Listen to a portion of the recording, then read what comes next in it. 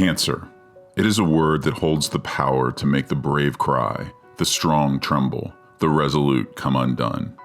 In 2006, the promise of a vaccine that could stop cervical cancer dead in its tracks seemed destined to offer respite from some of the fear associated with that word.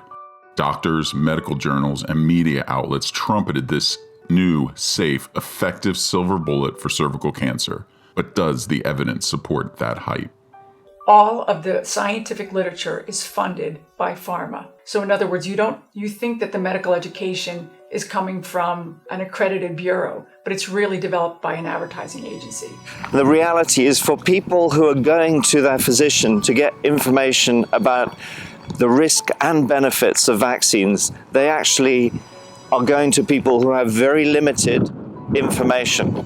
Cervical cancer is the most preventable cancer because it takes 15 to 30 years from infection of HPV to a real cancer.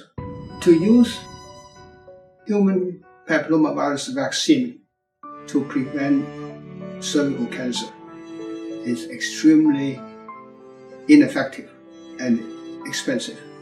These vaccines, far from being safe and effective, result in more adverse reactions than any other vaccine. Families the world over who believed the hype and trusted the advice they received have dealt with the horror of unfulfilled promises. Some police came to the house to tell me that she was found dead. She was found dead in her bed at school. And they didn't know what happened. I get a text from the other room for me to come and see Julia.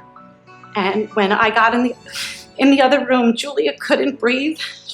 She grabbed her chest and she was gasping for air.